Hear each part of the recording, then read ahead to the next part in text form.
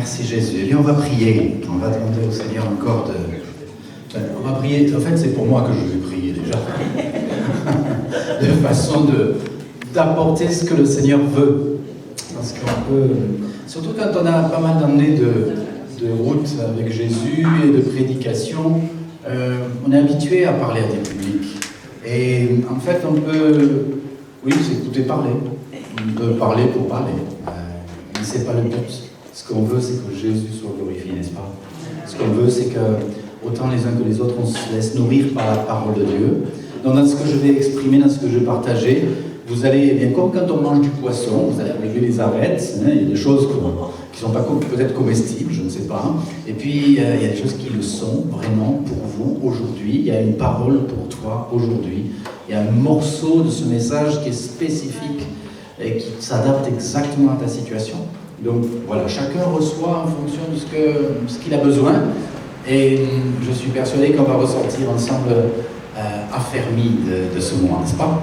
Mais on va prier. Prier pour qu'à la fois vous ayez des oreilles pour entendre et que ma bouche ne prononce que ce que Jésus veut seulement. On est d'accord? Amen. Si on s'accorde, on est exaucé. Eh bien, Père, vraiment merci. Merci pour ce culte. Merci pour ce moment de partage fraternel. Merci pour tous ces bien-aimés avec lesquels j'ai la joie de me retrouver aujourd'hui ici. Je te prie vraiment de m'inspirer, Seigneur, mais une garde à ma bouche, une sentinelle à ma bouche. Seigneur, vraiment que mes pensées soient en harmonie avec tes pensées. Et j'amène toutes mes pensées captives à ton obéissance, Seigneur. Vraiment que ta parole soit libérée avec foi, avec simplicité aussi, qu'elle soit captée. Et je prends autorité sur tout ce qui voudrait essayer de distraire au nom de Jésus, de nous polluer dans notre façon de capter ta parole, que mes frères et sœurs, Seigneur, reçoivent ce que tu as à leur donné. Et en toute humilité, vraiment, nous nous approchons de toi avec le désir d'apprendre. Nous sommes ensemble, Seigneur, à ta suite, avec le désir d'apprendre de toi, toujours et toujours, jusqu'à ton retour. Maranatha. Amen. On en parlait hier. Maranatha. Viens, Seigneur Jésus, viens vite. Parce que tu es la solution à tous les malheurs, à tous les problèmes de ce monde. Et ce n'est pas une fuite, c'est vraiment un appel que l'Esprit et l'épouse disent, viens Seigneur Jésus. C'est notre aspiration et on était interpellés et encouragés à le faire, tout en n'oubliant pas que notre mission, c'est de faire des disciples, c'est de témoigner de l'amour de Dieu autour de nous, c'est de répandre la bonne odeur de Christ. Et c'est ce que vous faites ici dans ce département de l'Aveyron qui m'est tellement cher. Alors, la dernière fois où je suis venu, est-ce que vous vous rappelez du message que j'ai prêché là, il y a 3 mois? Alors, ceux qui n'étaient pas là, bien sûr, vous avez, au moins vous n'avez rien à craindre. Mais pour ceux qui étaient là, est-ce que quelqu'un se souvient, ne serait-ce que du titre du message? Non, allez, je ne vais pas vous faire souffrir. Grandir dans l'autorité spirituelle. Peut-être regarder sur YouTube. Oui, vous pouvez regarder sur YouTube. Grandir dans l'autorité spirituelle. Et ce message a vraiment interpellé beaucoup de personnes, a encouragé beaucoup de personnes, moi le premier, parce que je crois que la volonté de Dieu, c'est que nous grandissions dans l'autorité spirituelle que Dieu nous a donnée pour accomplir la grande mission qu'il nous a confiée. Et il y a une parole de Jésus que vous connaissez et qui, moi personnellement, m'a souvent attristé. C'est dans Luc, au chapitre 18, où au verset 8, eh bien, Jésus va parler et il va dire ceci. Je vous le dis, je ferai promptement justice, mais quand le Fils de l'homme viendra, trouvera-t-il la foi sur la terre? Ah, je ne sais pas qu'est-ce que vous répondez à cela. Mais la question de Jésus, c'était de dire, à la fin des temps, quand je vais revenir, Maranatha, est-ce que je vais trouver la foi sur la terre? Et après avoir donné ce message sur grandir dans l'autorité spirituelle, j'ai entendu au fond de moi le Seigneur me parler et me dire, c'est un bon message, faut donner, mais pour grandir dans l'autorité spirituelle, il faut d'abord grandir dans la foi. Si je ne suis pas dans ma foi, eh bien, en bonne marche, en développement, eh bien, mon autorité spirituelle sera la dimension de ma foi. Et cette interpellation de Jésus, trouverai-je encore la foi, m'a d'autant plus travaillé. Et je me rappelais d'un prédicateur qui disait, si vous ne prêchez pas sur la foi, vous ne prêchez pas l'évangile. Alors, j'ai essayé de développer, pour vous donner une parole d'encouragement, un message sur comment grandir dans la foi. Pour certains, il y aura beaucoup de répétitions, vous avez déjà entendu cela. Vous avez des heures de vol avec Jésus. Hein. Pour d'autres, c'est tout neuf. Emmanuel, tu vas apprécier, certainement, il y aura des choses là. Hein. Pour certains, ça va être comme un rappel nécessaire. Alors, laissons l'Esprit du Seigneur nous interpeller. C'est un prédicateur que je connaissais bien à l'époque, vous avez peut-être entendu parler de Jean-Louis Jaillet, ça monte assez loin, qui disait souvent « Comment voulez-vous vous attaquer à une maladie grave si, déjà, vous ne vous exercez pas dans la foi pour un rhume ou une grippe ?»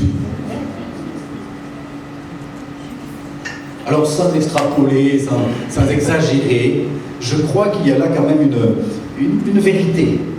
La foi, c'est comme un muscle. Elle doit s'exercer. Un muscle, si vous ne l'exercez pas, eh bien, il s'atrophie. On le voit, quand quelqu'un est hospitalisé, eh bien, très rapidement, sa masse musculaire, et quand il faut repartir, il faut rééduquer tout ça, ça prend du temps, et souvent, c'est une souffrance même. Je ne parle pas trop vite.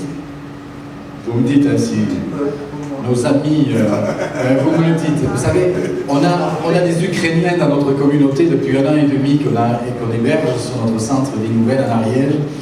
Et donc, je fais l'effort, parce qu'ils apprennent le français, de parler plus lentement. Mais parfois, je m'emballe un peu. Donc, la foi, c'est un muscle qu'il faut développer. C'est comme un muscle qu'il faut développer. On l'exerce dans les petites choses. Et puis la foi augmente. Teferi nous dit souvent la foi est neutre. Dans le sens où elle peut être tournée vers Dieu, comme elle peut être tournée vers toute autre chose. Dans quoi mets-tu ta foi? Dans quoi mets-tu ta confiance? Mais la foi doit se développer envers le Seigneur, pour l'honorer et le glorifier. Plus vous priez, plus vous témoignez, plus vous servez Jésus, plus votre niveau de prière, de témoignage augmente, plus vous vous exercez à la musique, et vous faites vraiment des progrès là. Je vous ai écouté là, je voulais vous encourager encore l'équipe de louange.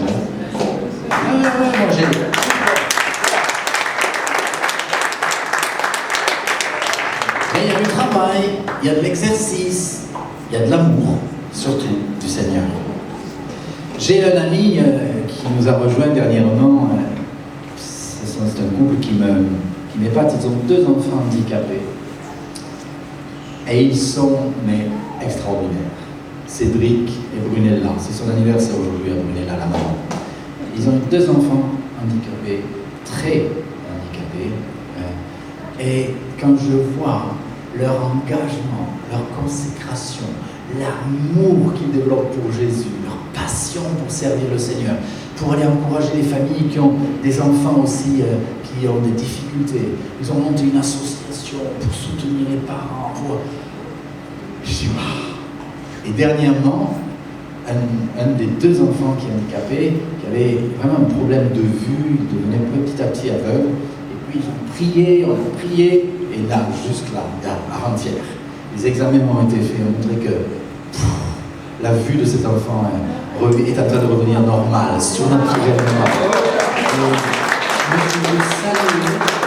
Je veux saluer la foi de Cédric et de Brunella, ce couple magnifique, qui sont un modèle d'exemple de service, de consécration et d'amour pour nous tous. Et c'est Cédric, dont le papa, qui disait dernièrement dans notre communauté, tout commence par la prière. Tout commence par la prière. Et je le rejoins entièrement. La prière est une des expressions majeures de la foi. Si tu as la foi, tu pries. Et si tu pries, tu développes ta foi. Donc tout est lié. La Bible nous dit dans Hébreux 11, il faut que celui qui s'approche de Dieu croit que Dieu existe et qu'il est le rémunérateur de ceux qui le cherchent. Donc quand je m'approche de Dieu, je m'approche de lui avec la certitude qu'il est là. Parce qu'il a fait la promesse, je suis là, je suis avec vous tous les jours. Je m'approche de lui avec un cœur d'enfant, simplement, et je m'attends à lui. Je sais qu'il va agir, d'une manière ou d'une autre. Il va agir.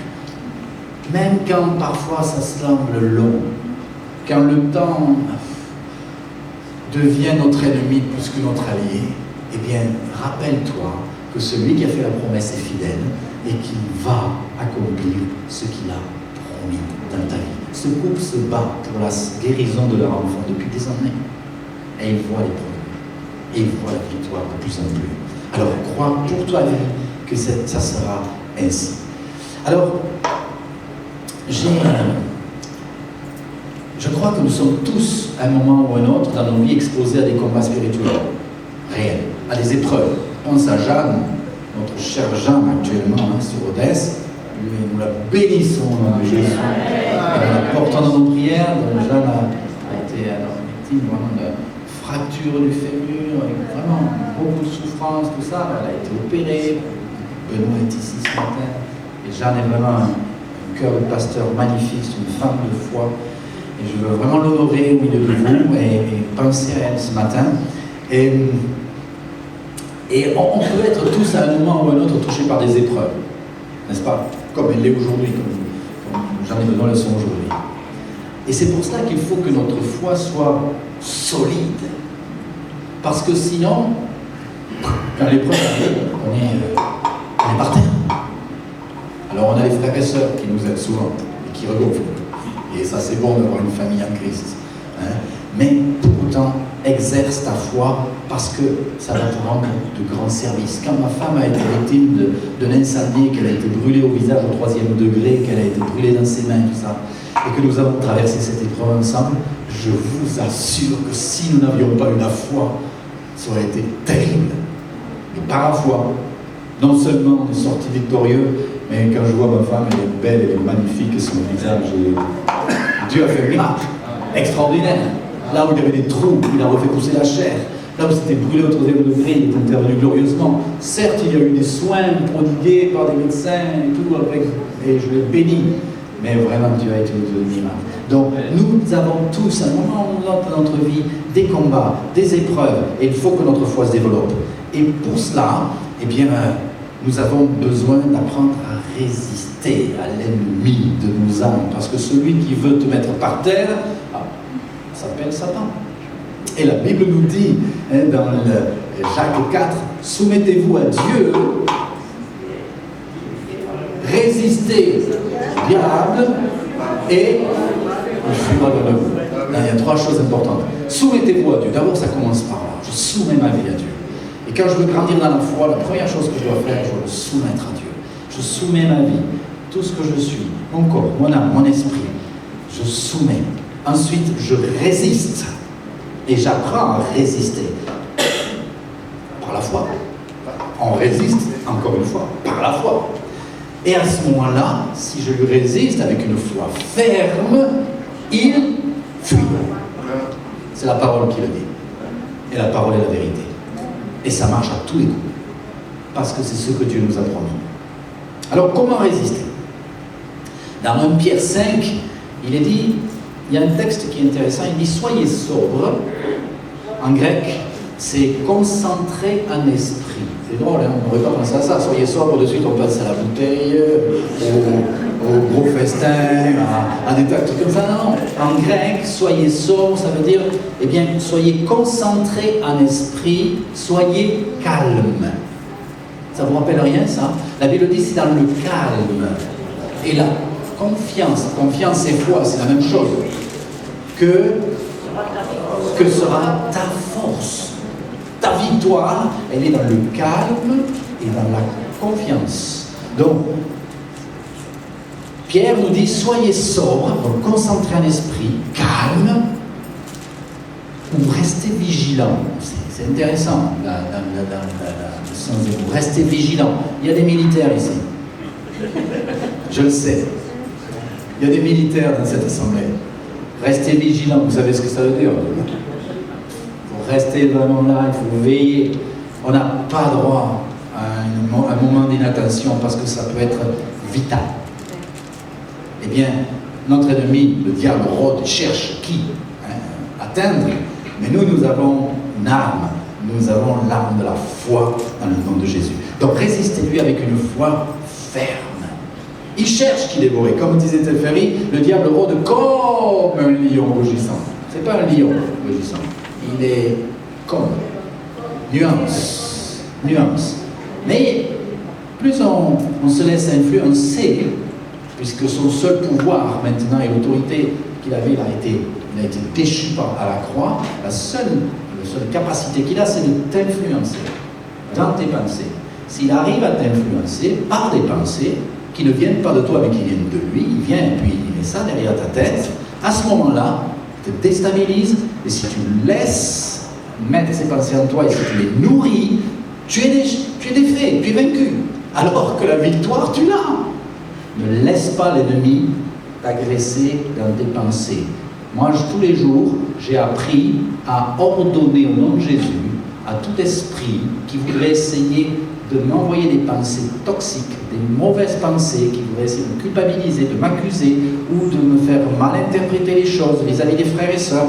Je lis cela au nom de Jésus. Tout ce que vous liez sur la terre sera lié dans le ciel, tout ce que vous délirez sur la terre sera délié dans le ciel. Matthieu 18, 18.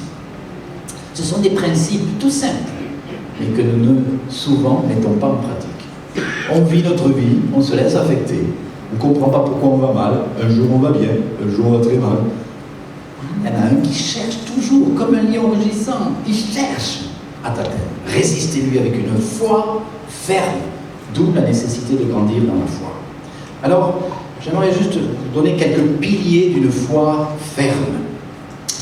C'était Luther qui, après d'autres avant lui, Zwingli ou d'autres réformateurs, ou Jean Hus qui est né en 1369, ça commence à faire, il avait partagé 5 piliers, on va dire, de la réforme. C'est la grâce seule, la foi seule, l'écriture seule, Christ seul et la gloire de Dieu seul.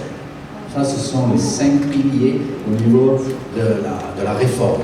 On dit sola gratia, sola fide, sola scriptura, sola Christo et sola Deo gloria. C'est 5 points importants. Et j'aimerais juste m'arrêter un instant là-dessus parce que ces 5 solus ou sola, eh bien, paradoxalement, ne sont pas si seuls que ça, puisqu'ils travaillent ensemble. Par exemple, on pourrait dire ou redire que ces 5 aspects, la grâce seule, la foi seule, l'écriture seule, Christ seul et la gloire de Dieu seul, eh bien on pourrait le dire, Dieu sauve l'homme. Vous pouvez le dire avec moi? Dieu sauve l'homme par sa seule grâce. Pensez bien à ce que vous dites. D'accord? Au moyen de la seule foi. En Christ seul. Révélé par l'écriture seule, pour la seule gloire de Dieu. Ça, ce sont les piliers de notre foi. En fait, tout est résumé là-dedans. Alors, l'écriture seule, la parole de Dieu, et quand je dis parole de Dieu, c'est la totalité. Ancien et Nouveau Testament. On ne fait pas juste un petit truc, maintenant nous c'est le nouveau. Non, il y a les deux, il y a tout. La parole de Dieu, elle est là, intégralement. La parole de Dieu est le seul fondement de notre foi. Le seul fondement de notre foi. La foi naît du message de la parole de Dieu. La foi vient de ce que l'on entend, et ce que l'on entend vient de la parole de Dieu. Notre foi, elle grandit par la parole de Dieu. Ça, c'est intéressant. Dans Romains 10, dans la Bible Semeur, il y a la foi vient de ce que l'on entend. Alors, il y a certaines personnes qui ont du mal à lire, qui n'aiment pas lire. Il y en a ici qui n'aiment pas lire. N'ayez pas honte, il y en a qui n'aiment pas lire. Eh bien, aujourd'hui, tu n'as même plus d'excuse de ne pas lire la Bible, parce que tu peux l'écouter.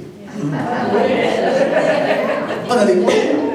Aujourd'hui, tu peux écouter la Bible. Je rentre dans la voiture de mon frère, paf, j'ai la parole de Dieu pendant 2 heures.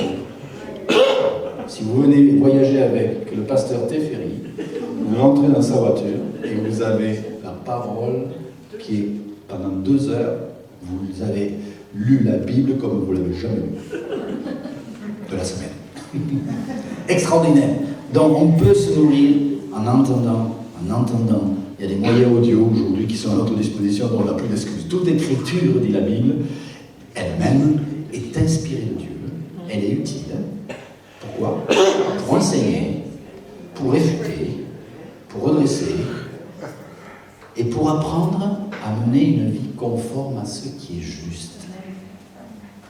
Aujourd'hui, les valeurs de notre société s'éloignent de plus en plus des valeurs du royaume de Dieu. Vous le voyez.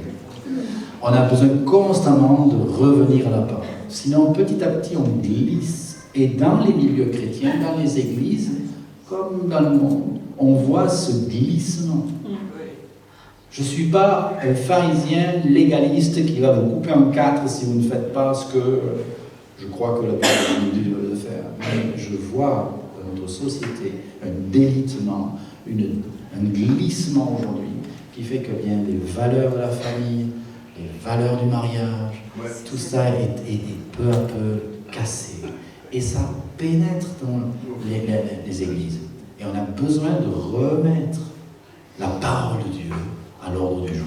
C'est important. Pas pour pointer les gens et les organiser, mais les inviter à remettre leur vie vraiment en ordre selon ce que la parole de Dieu enseigne. Et si on le désire vraiment, le Seigneur va nous y aider. L'écriture seule, vous êtes d'accord avec ça?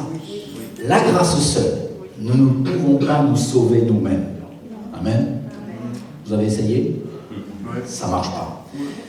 Et il n'y a pas un juste, pas même un seul, nous dit l'Épître aux Romains.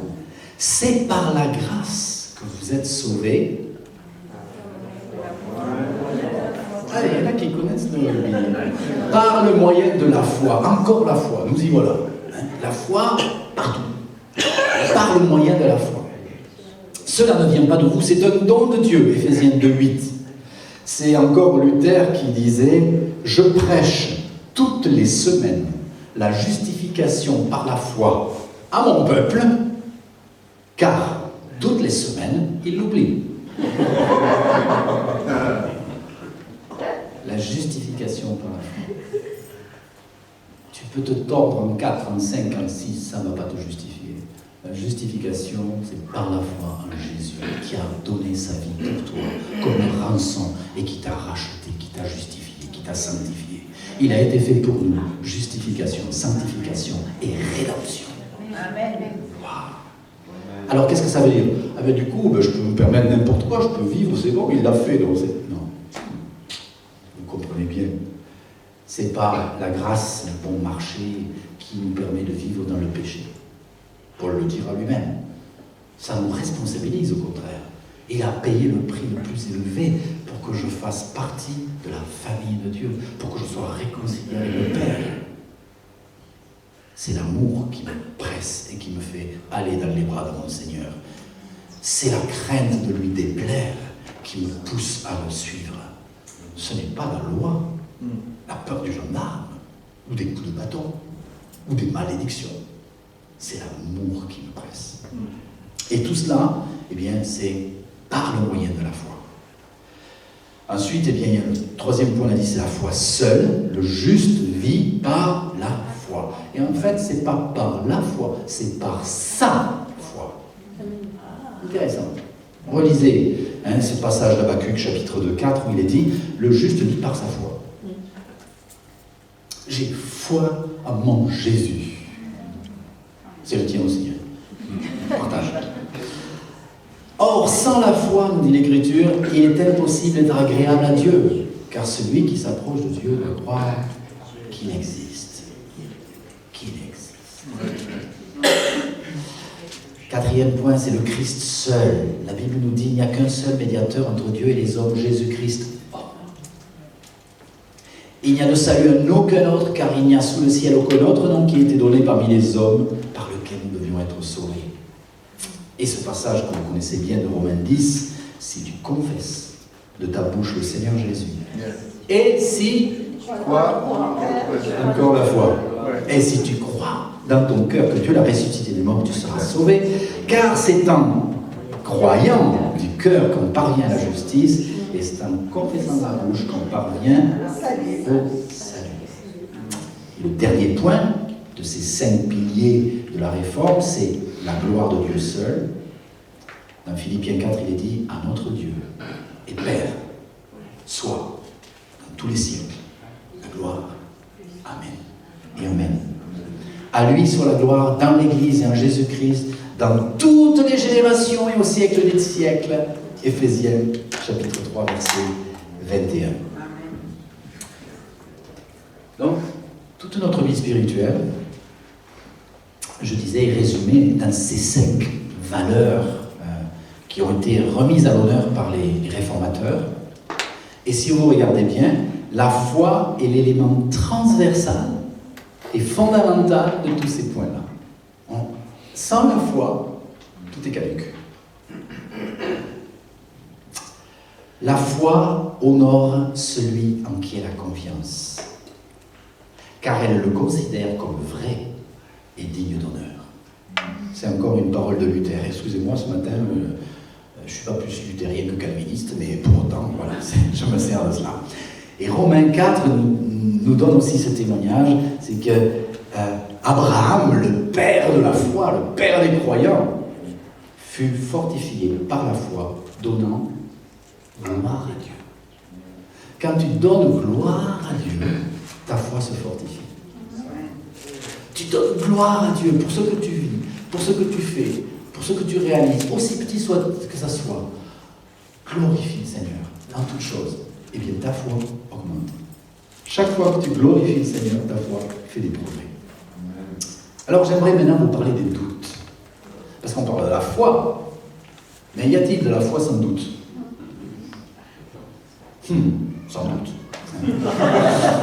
La foi, selon la définition biblique, c'est quoi? La Bible nous dit que c'est une ferme assurance des choses qu'on espère, une démonstration de celles que l'on ne voit pas. Chapitre 11 de l'Épître aux Hébreux. C'est une ferme assurance, c'est quelque chose au fond de moi, je sais que je sais que je sais, et une démonstration, c'est-à-dire que ma vie s'aligne à ce que je crois. Sinon, il y a un problème, une dichotomie. S'il y a une séparation entre ce que tu crois et la façon dont tu le vis, il y a vraiment un problème. Et j'aime ce texte de Marc 11 qui dit « Ayez foi en Dieu. Si quelqu'un dit à cette montagne, ôte-toi de là et jette-toi dans la mer. Et s'il ne doute pas dans son cœur, mais croit que ce qu'il dit arrive, il le verra s'accomplir, tout ce que vous demanderez en priant. Croyez que vous l'avez reçu et vous le verrez s'accomplir. » Waouh, ça c'est des paroles, moi ça me défie, ces paroles. Je ne sais pas vous, mais j'ai fait des petites expériences. Il disait tout à l'heure, les amis, je suis, vous savez, pour la plupart, j'ai 2 casquettes. Je suis pasteur, agriculteur. Ça marche bien ensemble. Parce que pasteur, c'est conducteur de troupeau. Alors, pasteur, agriculteur, il y a tout ce qu'il faut. Et je suis très souvent inspiré par l'agriculture, dans ce que je vis, dans ce que je prêche. Très inspiré par ce que j'admire dans la création. Et je vais vous en parler tout à l'heure, si vous avez encore un peu de temps. J'ai écrit dans mes notes ceci, qui est venu dans mon cœur, c'est que la foi, c'est être convaincu de la présence de Dieu et de son existence dans le moment présent. Il est là, au cœur de nos vies. C'est s'attendre et croire à son intervention. Amen. C'est s'attendre et croire à son intervention de manière visible ou invisible. Je traduis comme ça. Ça, c'est ma petite analyse à moi. Je vais passer sur un témoignage que je crois que j'avais déjà donné ici. Lorsque la dernière fois que je suis venu, il y a un chevreuil qui m'est rentré dedans. Je ne vais pas me rappeler, donc je ne vais pas rappeler cette histoire. Mais juste, cette histoire va montrer combien Dieu nous protège et nous guide, et c'est vraiment intervenir de manière surnaturelle, puisque, pour ceux qui n'étaient pas là, j'ai pris un gros chevreuil qui m'a foncé dessus. Je n'ai même pas cherché quoi que ce soit, c'est lui qui m'a foncé dessus. Vous connaissez combien les voitures aujourd'hui sont solides. Tout est bien. Dans tout le bouclier avant, vous savez, si vous prenez ne serait-ce qu'un chat, en général, eh ben, ça fait des dégâts. Là, un chevreuil qui avait la tête sur le capot, eh bien, je l'ai pris, ça a fait un bruit pas possible. Je dis, wow, qu'est-ce qui se passe, Seigneur? Quand j'ai regardé, rien sur la voiture. Rien. Le chevreuil a été tué net, dommage pour lui, mais rien. Et en plus, moi, je ne suis pas parti dans un platane parce qu'il y avait des gros platanes tout le long. Ça, c'était pour m'empêcher de venir ici vous voir, mais gloire à Dieu, Jésus a été Père. Donc, la foi, c'est s'attendre à la manifestation de la présence de Dieu dans le visible comme dans l'invisible. Donc, je crois que quand on cherche à développer notre foi, on passe aussi par des temps de doute. Et il ne faut pas se culpabiliser parce qu'on doute. Même s'il y a des paroles qui me font un peu froid dans le dos, comme je vous dis, jusqu'à quand vous supporterai-je, race incrédule et perverse? Wow. Donc, si je suis incrédule, bon, je fais partie de la race perverse. Donc, on peut s'en vouloir. Mais je crois, après vous, ça peut être une arête que vous mettez de côté. Je vous ai dit tout à l'heure, il faut trier. Dans ce que je dis, il y a du bon et puis il peut y avoir. C'est comme dans les prophéties, ça. Il faut retenir ce qui est juste. Il y a parfois des morceaux qui viennent un peu de notre imagination. Mais je crois que le doute fait partie de la foi. Que le doute est un rendez-vous qui va nous pousser à nous questionner et à nous amener à nous retourner encore plus vers Jésus. En tout cas, c'est ce qu'il faudrait. Donc, oui, le doute peut vraiment t'arrêter un peu, en tout cas faire comme un frein dans ta vie, mais par la grâce de Dieu, en dépassant le doute, ta foi va grandir. Et on voit cet homme qui vient avec son enfant.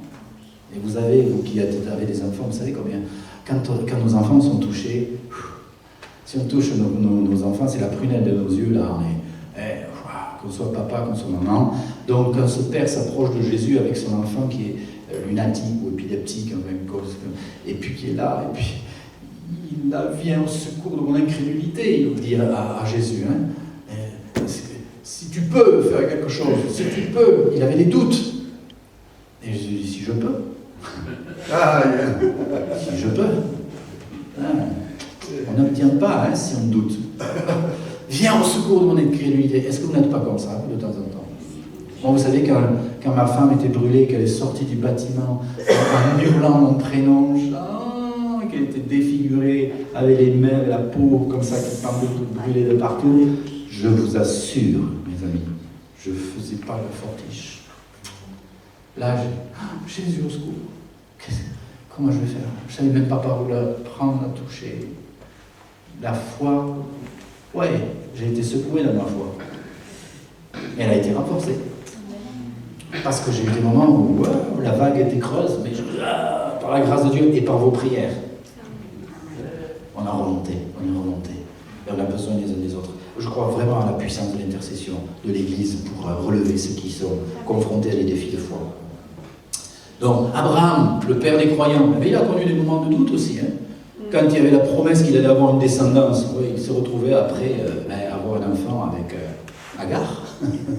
Il y a eu un doute là. Il s'est laissé un peu avoir. Et Ismaël est né. Donc, il y a eu quelque chose. Pour autant, quelle foi lorsqu'il va être obéissant et monter sur la montagne avec Isaac, le bois, et prêt à donner son fils pour obéir à Dieu. Quelle foi, père des croyants.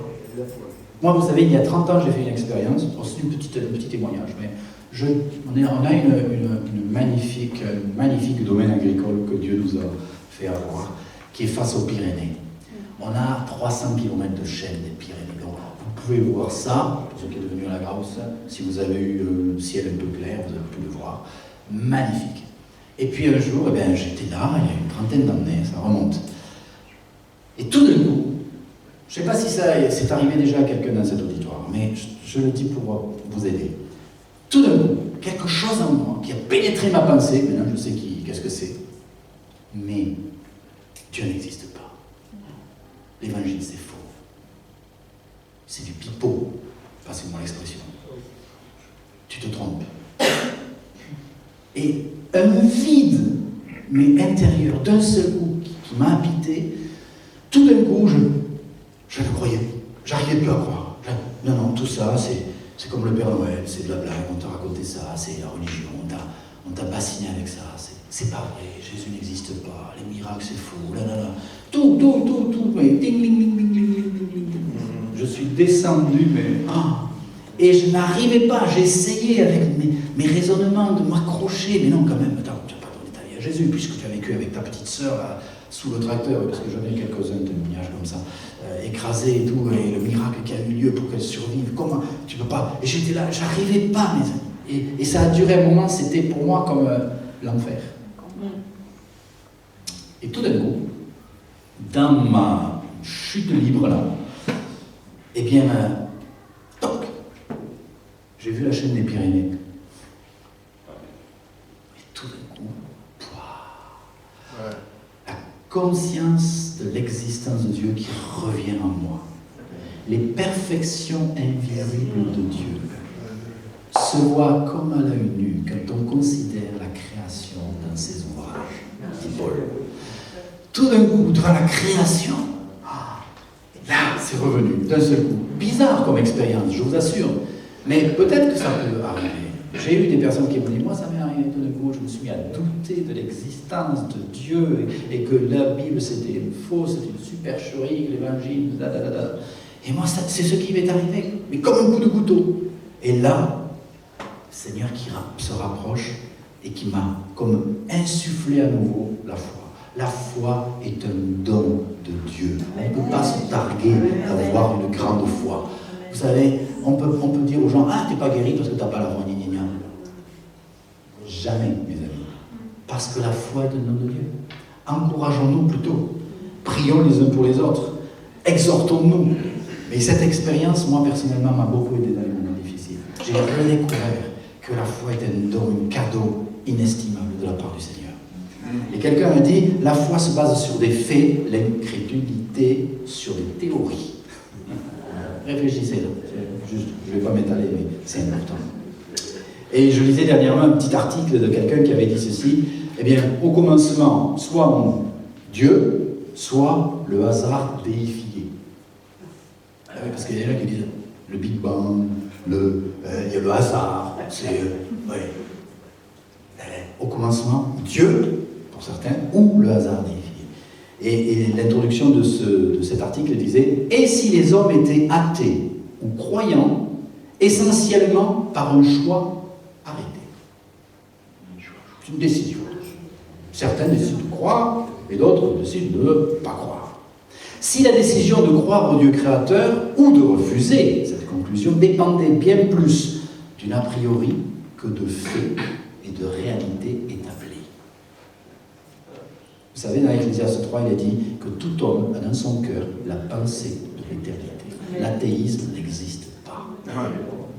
Même Karl Marx, sur son lit de mort, était secoué parce qu'en fait, il réalisait qu'il avait combattu toute sa vie un Dieu qui disait ne pas exister. Mais alors, s'il n'existe pas, pourquoi le combattre ? J'arrive jamais à répéter 2 fois les mêmes choses. Et moi, je crois que cette réflexion mérite qu'on s'attarde un peu, car vraiment ça conditionne toute notre vie. Oui, le Dieu créateur, c'est mon Dieu. Je n'accepte pas cette théorie du hasard. déifié, qui touche une grosse partie de notre humanité. Mon Dieu est le grand organisateur de la vie. Il a tout ordonné. Quand je vois la chaîne des Pyrénées, quand je vois de l'infiniment grand, de l'infiniment petit, mais c'est extraordinaire. C'était Ralph Salis qui disait, il a écrit un bouquin là-dessus, qui dit il faut une grande foi, ou beaucoup de foi pour être tapé. Vous êtes d'accord? Alors, je vais terminer quand même. Heureusement que j'ai coupé mon message. J'ai enlevé un morceau que je ne vais pas donner. Mais le psaume 19 dit « Les cieux racontent la gloire de Dieu et l'étendue céleste annonce l'œuvre de ses mains. » Alléluia. Il y a un homme que j'apprécie beaucoup dans ses messages qui est auprès du Seigneur aujourd'hui qui disait « Prêchez la parole et non vos idées sur la parole. Dites ce que la Bible dit et seulement ce que la Bible dit. N'interprétez pas la parole de Dieu à la lumière de vos expériences, mais laissez la parole de Dieu interpréter vos expériences. » Et j'ai un autre ami qui disait toujours, et qui le dit encore, « Doute de tes doutes et fais le choix de croire ce que la parole de Dieu te dit. » Doute de tes doutes. C'est Job qui va dire « Je reconnais que tu peux tout, que rien ne s'oppose à tes pensées. J'ai parlé sans les comprendre de merveilles qui me dépassent. Je t'interrogerai et tu m'instruiras. » Voilà l'attitude qu'on doit avoir pour grandir dans la foi. Et je vais juste terminer par ces quelques points que j'aimerais que vous notiez. Il y a 5 origines du doute. Mais la liste n'est pas exhaustive. Mais je vais vous donner 5 origines du doute. Peut-être que ça va vous aider. Je crois que ça va vous aider à combattre le doute et à grandir dans la foi. 1. Le doute qui provient de l'ingratitude. Le doute provenant de l'ingratitude. Je vous explique ça. N'oublie pas d'où le Seigneur t'a sorti. Tu es le fruit de son amour. Cultive ce souvenir et la reconnaissance. Cultive ce souvenir et cultive la reconnaissance au quotidien. L'incrédulité prend place lorsqu'on n'est pas reconnaissant. Compte les bienfaits de Dieu. Mets-les tous devant tes yeux. Tu verras en adorant combien le moment est grand. En fait, la foi, elle se nourrit de ce que Dieu a fait aussi pour nous, pour les autres, pour les frères et sœurs. Donc, si tu es reconnaissant, eh bien, tu fermes la porte au doute. Premier point. 2. Le doute provient parfois d'une fausse vision de Dieu. Laisse Dieu, par la révélation de sa parole, des Écritures, te montrer qui il est. Combien de personnes disent « Ouais, mais qu'est-ce que j'ai fait au bon Dieu ?» Ils ne connaissent pas l'amour de Dieu. Ou ils disent « Mais pourquoi Dieu me fait ça? Pourquoi Dieu me fait ci? Pourquoi? Non. » Si tu connais Dieu, tu ne peux pas parler comme ça. Parce que Dieu est amour. Mais nos doutes, ou nos remises en question proviennent souvent d'une fausse vision de Dieu.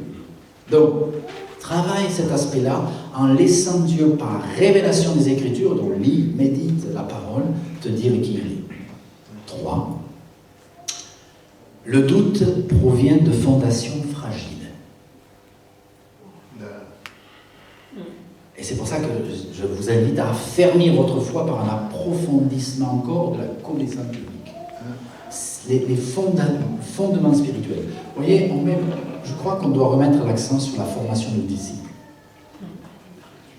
Dans nos églises, on a des gens qui se convertissent, qui viennent à Jésus, c'est super, on se réjouit, mais après. La formation des disciples, c'est pas le dimanche matin, le culte, voilà. On mange 3 repas par jour, et puis sur le plan spirituel, on va en manger 1 par semaine. Non, ça ne marche pas. On a besoin d'une nourriture, on a besoin d'un équipement, on a besoin d'une formation. Dans la formation des disciples, c'est essentiel. Jésus a pris 12 disciples, il les a formés pendant 3 ans. Le retour à la formation de la vie de disciples, demandons au Seigneur en tant qu'Église comment former, équiper les croyants, parce que c'est essentiel. Donc, le doute souvent vient de fondations fragiles. Si on ne t'a pas enseigné, si on ne t'a pas suivi dans ta vie spirituelle, eh bien, c'est comme un enfant qui a été mal nourri dès le début. Il va être rachitique, il va avoir des problèmes de santé. Eh bien, c'est pareil dans la vie chrétienne. 4. Le doute provenant d'un manque d'engagement. Ah, celui-là aussi, on n'y aurait pas pensé. Eh bien, quand l'engagement, qu'est-ce que c'est, hein?